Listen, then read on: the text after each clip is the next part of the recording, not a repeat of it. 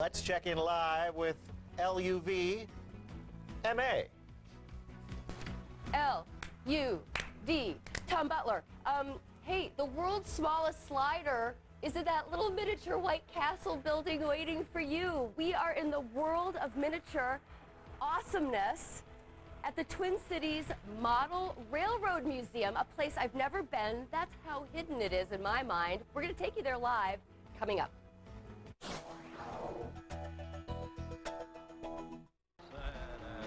It's possible, you guys, that I am the last person in Minnesota to visit this place where the train is coming around the bend. There's one coming right around the bend. We are at the Twin Cities Model Railroad Museum in Bandana Square in St. Paul. And Paul Gritzman, come on out and join me.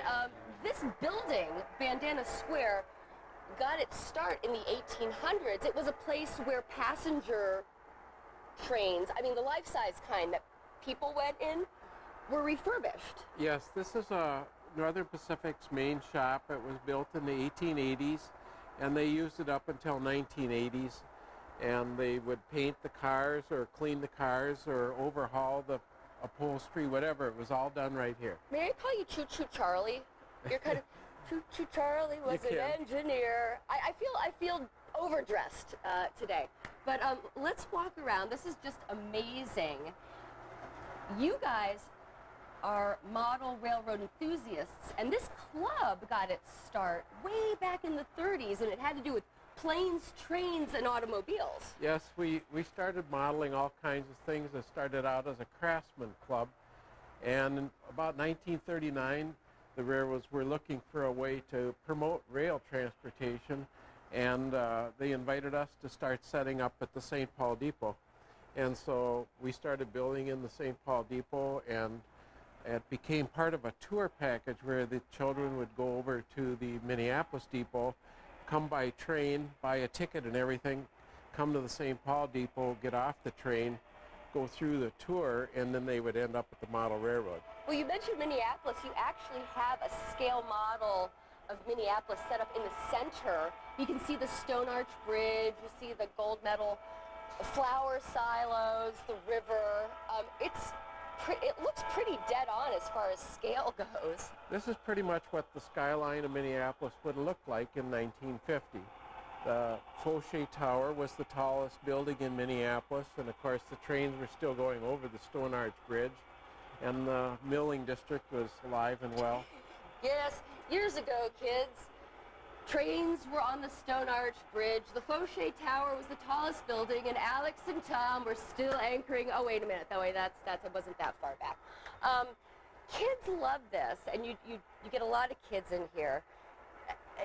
But there's a romanticism about the golden age of trains, which was probably the 40s and the 50s. Why do you think that is? Well, that was when the bigger steam engines and the early diesels operated side by side. And a lot of people traveled by rail yet, and the freight trains were becoming very popular with the bigger trains. Well, thanks so much for joining us, Paul Gritzman, and when we come back, we're going to tell you more about the Twin Cities Model Railroad Club and their special night train that they do, which is through the month of February. We'll explain that when we come back. I like it. Crazy Train. Yeah, a little Ozzy Osbourne for you. I thought Crazy Train was appropriate. You know what's crazy is that the Twin City Model Railroad Museum has been here for so many years. This is the first time I've ever been here. That's what Hidden Twin Cities is all about, discovering those places that you maybe haven't been to before. We're going to take you there live coming up. Stay on the rails. Hey, good morning, Kelsey. You are looking at the Twin City Model Railroad Club. Their display looks like this when it is the night train time. It's Saturdays through February. They turn down the lights. They turn up the lights on the trains in the little villages, and it's pretty spectacular. We're going to take you there live. It's part of my continuing series on Hidden Twin Cities coming up. Worth finding, and this morning we find her in St. Paul at the Twin Cities Model Railroad Museum, and you know, as a kid who had railroad cars and all that fun stuff, it's great to look at. I'd like to see it in person. I know, it's almost like Christmas morning. Yeah. And you know what? The trains do keep a running all night long. Right here. Quick poll, have you guys been here? Have you guys ever been here? I have. I have not. Long time ago. Long time ago? Yeah. Well, it had to be at least 1984 or after, Alex, because that's how long they've been here in Bandana Square. And this building itself is full of railroad history. It was originally built as a place to refurbish and take care of passenger railroad cars. And now the Twin City Model Railroad Museum is here in Bandana Square, keeping the golden age of trains alive. And I'm joined by Paul Gritzman. He's going to be our conductor. He will be conducting this segment with us. And right now we're looking at a model of the Great Northern Train Depot, which used to be in Minneapolis. And you can tell from the skyline behind that, yep, we're in Minneapolis. It's no longer there. No, I was torn down about 1977, and that's where the Federal Reserve Building is located now, right next to the river on Hennepin Avenue. And during its heyday, how many trains would come through? Paint us a picture of a day in the life of the Great Northern Depot. There was 115 trains through that depot every day. It was one of the main locations for passengers to get on their way to the coast or Chicago, Canada or Kansas City. All the trains came through there. Now, Minneapolis-St. Paul may not have been as big a crossroads as, say, Chicago, but it was still a huge crossroads in the middle of the country for major train lines. Tell us about that. It was. Actually, the corridor between the Twin Cities and Chicago was one of the most competitive in the country. We had the Chicago Northwestern, the Burlington, and the Milwaukee competing with time schedules and everything else. So we were pretty lucky to have a lot of trains through this area. That was the way to get around back then as a passenger. I mean, that was really the way to go. Well, airlines were very expensive and buses were very slow. So the passenger trains was the ultimate answer. And in them days, you could get down to Chicago in about 5.5 hours. From downtown to downtown, that was quite a feat. No, you could eat and do anything in a train, like this dining car that we have the top cut away from. I wonder what they're having for breakfast in there. It looks really good from here. We go to great pains to try to create the trains as they were. Down on this end here is the kitchen, and you see the cook down here making things, and then he'd hand it through to the waiter, and the waiter would take it out to the tables. A car like this would seat 48 people. And they were included in just about every train across the country. Well, it must be an incredible job for you and your staff to keep these trains in good working order, keep them well oiled and dusted. Who dusts? Who does the Swiffering around here, I wonder? We call it weathering when we have too much patina. dust. But Patina. yeah, exactly. Okay. But the Twin City Model Railroad Club is open every day except Monday, except President's Day, you guys. If you're looking for something to do with the kids, it is open that Monday. So just tuck that in the back of your mind in case you're looking for something to do. Yeah. I'm sure MA is hoping this too, but maybe next time she can get a little Brakeman Bill hat working for her too. If they've got an extra one lying around, you never know. They do. I got, you know what? You just stole my thunder there, Tom. I do have a little hat that I'm going to put on in the next segment. I try to pace out the excitement through the morning. Yes. And you do a fantastic job at that. Thanks, MA. You're going to have to wait. This morning, MA. Much like a hobo, Tom. It was a time when the Empire Builder and Great Northern Railroads came through the Twin Cities. It's reproduced in miniature here. Let's hear a train whistle. Esther, can you help me out? Oh, nicely done. I've got my little conductor. I've got my big conductor hat on. We're going to tell you where I'm at coming up on Fox 9 Morning News. Well, yesterday it was the House of Balls. This morning, M A Rosko is discovering another hidden gem in the Twin Cities. It's all about the rails. MA is live at the Model Railroad Museum in St. Paul. And just look at that. I'm like a kid again, MA. I know. This is awesome. I've never been here before, but I know lots of you who have kids have been here before.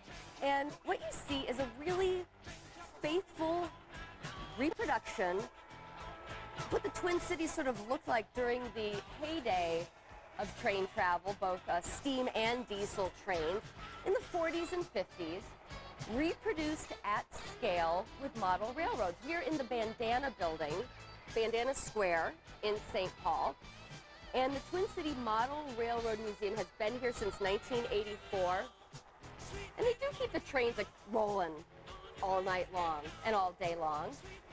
I am joined by Paul Gritzman. This started out as a crafting club, really, didn't it? Yes, in 1935, it started out as a craftsman club. And in 1939, we were asked to build a model railroad at the St. Paul Union Depot. And we operated there until 1977 when the depot closed. And we've been here since 1984. And the railroad's never complete. There's always something new to build and something to show. Oh, look at it's got. Now, would that be a steam engine with or diesel? That's a steam locomotive. Okay. That's a model of the locomotives that hauled ore up in Duluth. Cool. Now, couple pieces of railroad slang. Feel free to play along, Alex and Tom. There is an expression called a reefer car. Reefer. Yep. And now, when we were coming up, it meant one thing.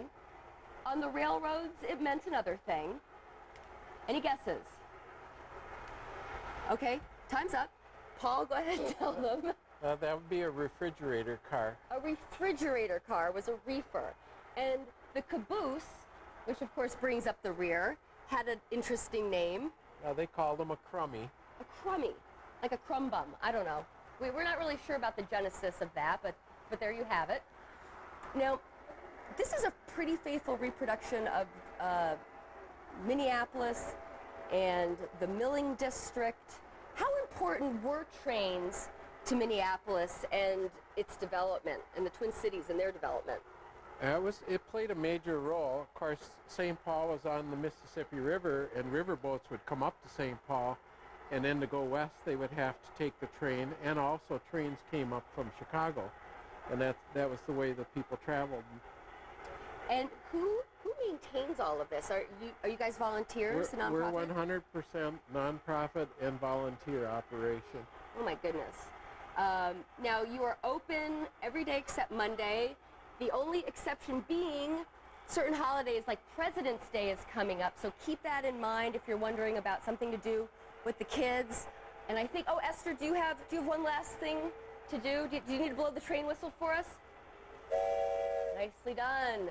When we come back, we're going to take you across the street where there is a toy model museum, completely separate from this. I mean, it's part of it, completely different building. That's where we're going to take you at 9:30, so stick around for that.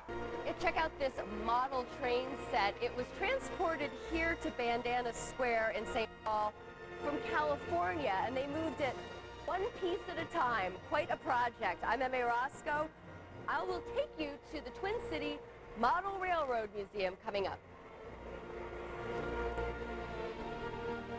Twin Cities. Yeah, they may be off the beaten path, but they're definitely worth finding, like the Twin Cities Model Railroad Museum. It is tucked into a little industrial section of St. Paul, and that's where we catch up with our own M A Rosko this morning. Choo-choo!